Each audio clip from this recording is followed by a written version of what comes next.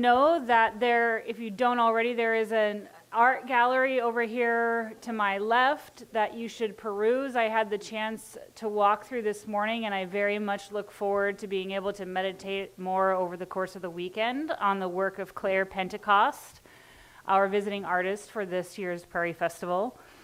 Claire is an artist and writer whose poetic and inductive drawings, sculpture, and installations test and celebrate the conditions that bound and define life itself. No small task.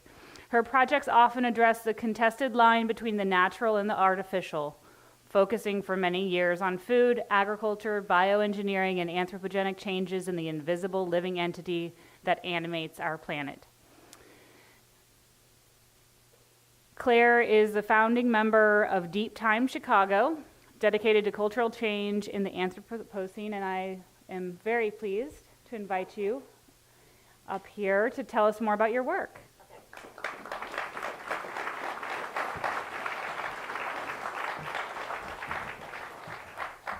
Thank you. I literally just rolled out of bed. That was not the plan. So it knocked some sleep out of my head. If my hair looks funny, don't tell my mom.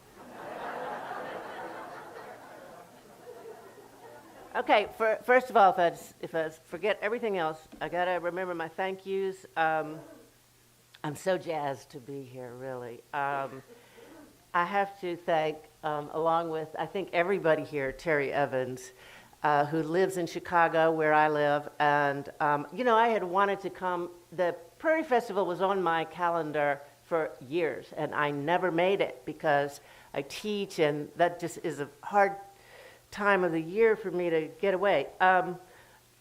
But Terry, meeting Terry in Chicago, she kind of lit the fire under our shoes.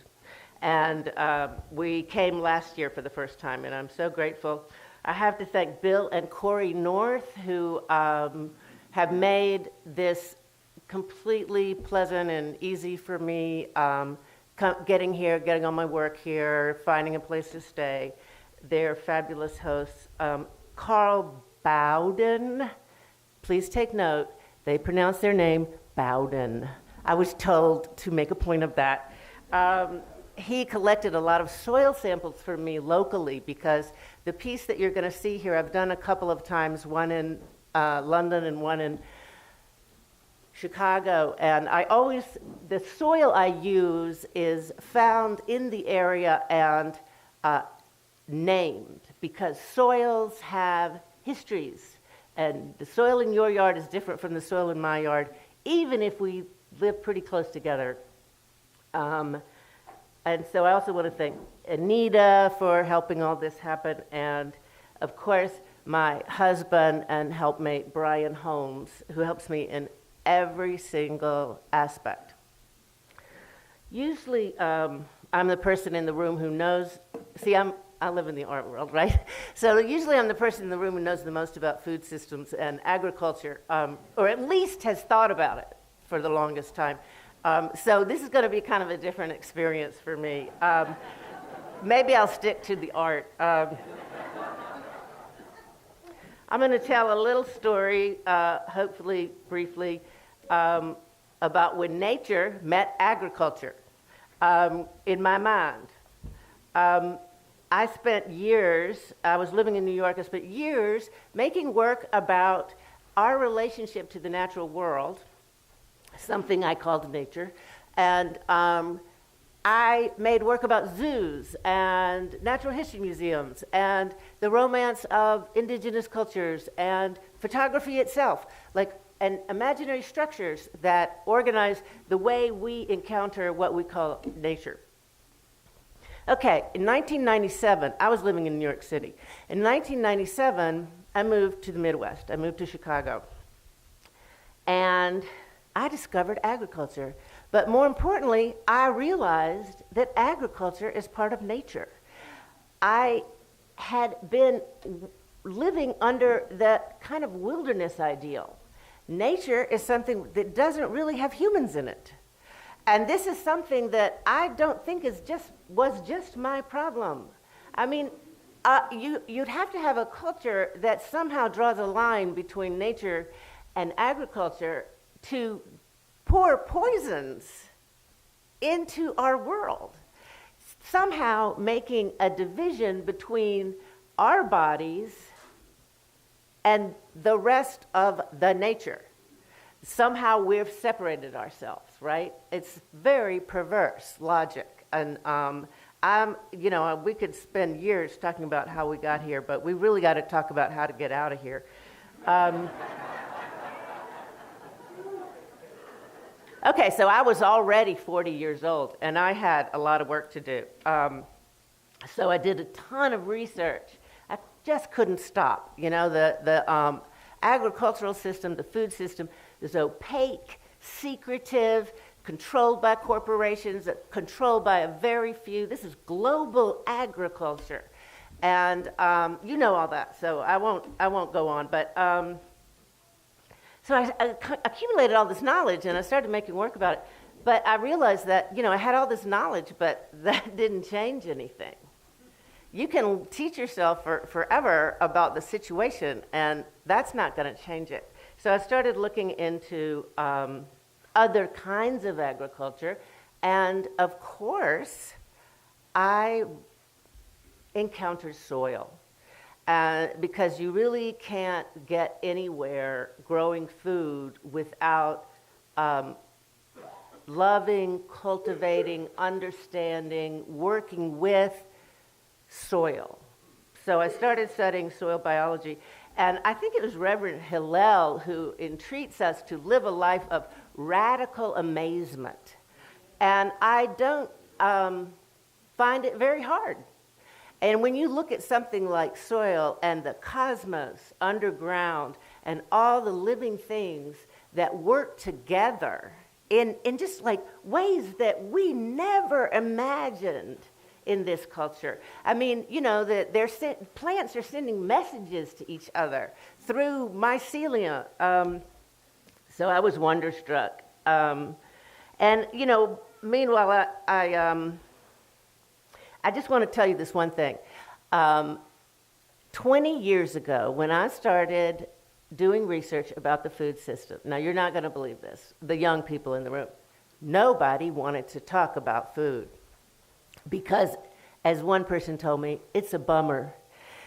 Because, people felt like there was just no alternative. I mean, you could learn all this stuff about your food system, but you still got to eat, right? And in 20 years, we have seen the discourse, the public scene, and the awareness and the beginnings of demand for something different change. So that's not really that long a time. Unfortunately, we don't have very much time, but we're doing what we can. So soil, I of course got acquainted with microorganisms, which we are. You probably know that we have about 100 times more DNA in our bodies, in this thing that we consider ourselves, than human DNA, which is microbial DNA. And we have co-evolved, and these things make digestion hopefully painless, easy, efficient. And one of the things I learned is that in the developing organism, in the young growing child, microbes teach the immune system to regulate itself. So all these autoimmune disorders that we're seeing, and we're seeing them in the rich countries, where there have been generations of antibiotics and squandering of the miracle of antibiotics on livestock, like about 80% of our antibiotics are fed to in feedlots, which is so stupid.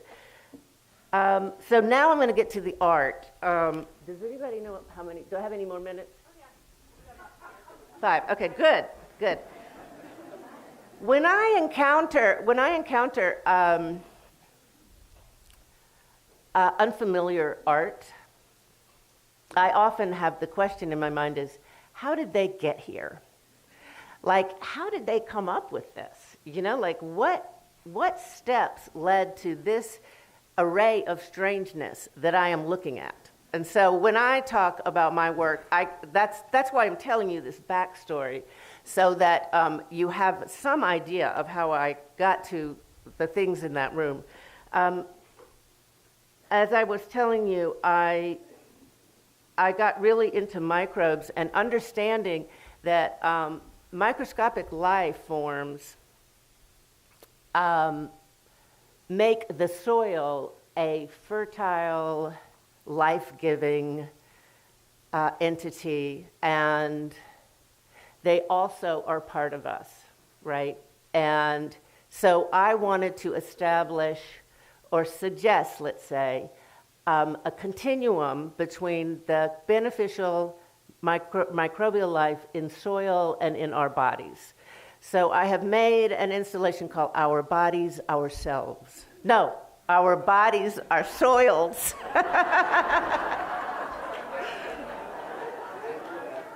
Well, that's a sneaky way to get the reference in, isn't it?